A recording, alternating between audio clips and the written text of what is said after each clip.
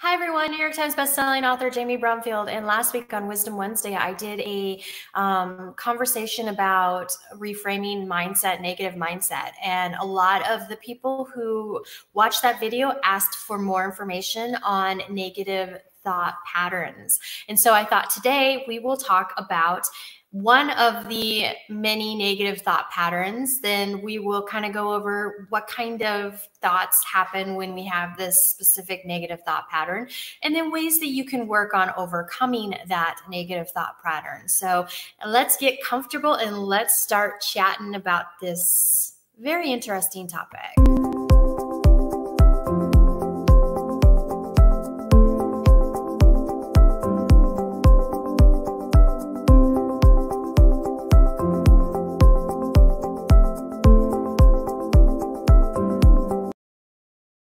All right, so we're going to talk about the negative thought pattern of mind reading.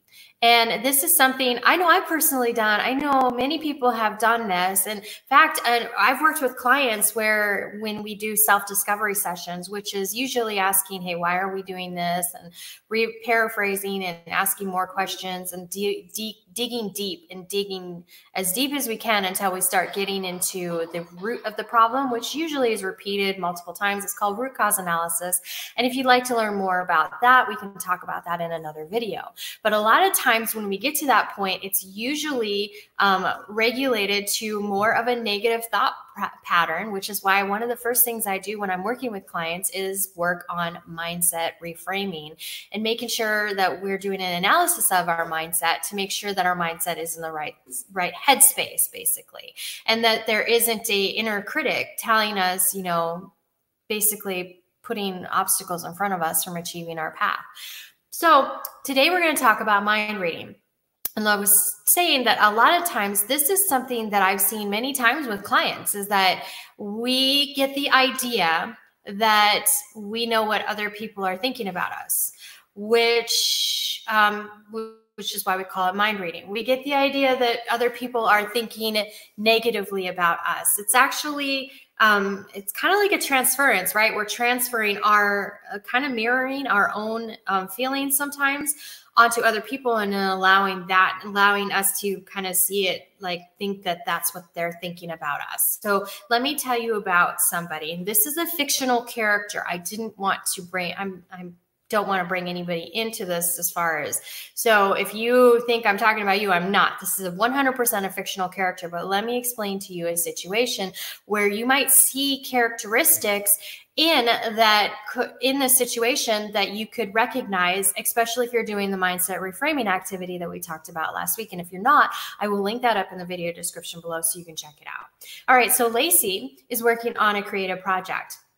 And she keeps hitting a wall about 3 feet from the finish line, meaning she gets there, she's running towards that victory, running towards that finish line. And then every time right before she hits that finish line, something stops her, something gets in the way. So she comes to a coach or hypnotherapist or someone trying to find help because she wants to make this project a reality. Through deep dive analysis, the conversation goes into, it's more about a perception that she has that other people will not like what she's putting out. Maybe she's having thoughts like, well, I can put this out, but you know, everybody's going to negatively review it, and it's not going to be, it's going to get bad press, and it's not worth my time. Or what if my family thinks, well, I know my family's not going to like this. They're going to think negatively of me, and maybe I shouldn't do this. These thoughts kind of sound familiar. Oh, my best friend is going to hate me for this because she's just going to assume that this had something to do with her. Or, you know, oh my gosh, my high school bully is going to think that I'm writing about him and it has, you know, nothing to do with him, but I know he's going to think this way. You see how she's having the idea or the mindset that other people are thinking negatively about her project, which is causing her to stop. Then she stops and she decides that she needs to go back and rethink everything and change things so that it's different. But is it really worth rethinking these thoughts that these other people are having? you can't know what they're thinking. And 90% of the time, and this is just a high number, I don't have an actual study that supports 90% of the time, but the majority of the time, these individuals have no thought whatsoever on what Lacey is thinking these people are thinking. They have no idea. They have no thought. It's not even a thought within them. It's called mind reading, negative thought pattern. And it is very common. People do it a lot.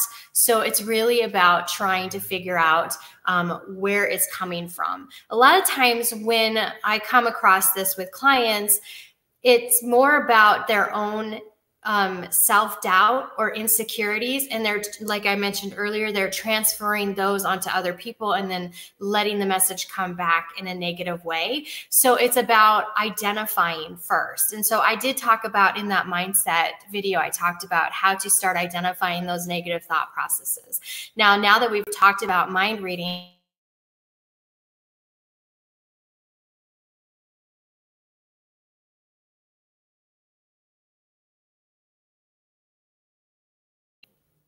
you can label these as mind reading negative thought patterns. So you can actually see where it's coming from. And so you really want to focus in on remembering that, or kind of figuring out where this thought really is coming from. Could you really be reading that person's thoughts and really know what they're thinking? And then once you've come to that conclusion, then it's about realizing the fact is that it stems probably from something internal, something from your own experiences, something from your own ideals, your beliefs, your limiting beliefs, anything like that, self-doubt, self-confidence. So that's when you get to the root of the problem and you say, okay, so if this is the case, and I'm not really reading these people's minds, and I do want to say here, I do understand that some people can pick up vibes and energy and be a little empathic, but for the most part, mind reading is usually an internalized thing, an experience that people create, or that they have a belief of themselves that they are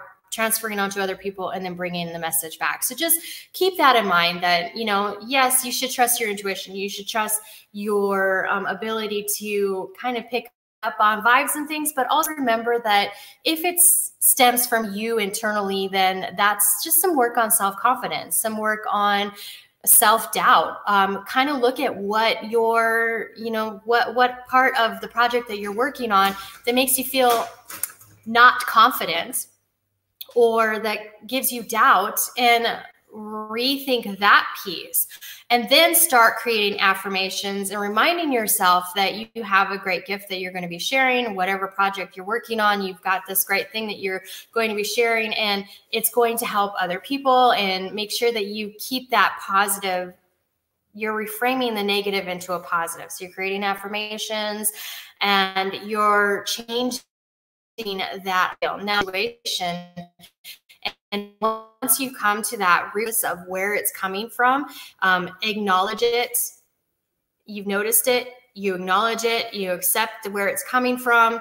You talk about how you want to make it different. You reframe it, right? We talked about this in the mindset video. And then choose a different behavior, choose a different thing. So if you feel like this is causing you to stop or whatever, choose a different behavior, reframe it, and choose a different action, go step forward in a different way.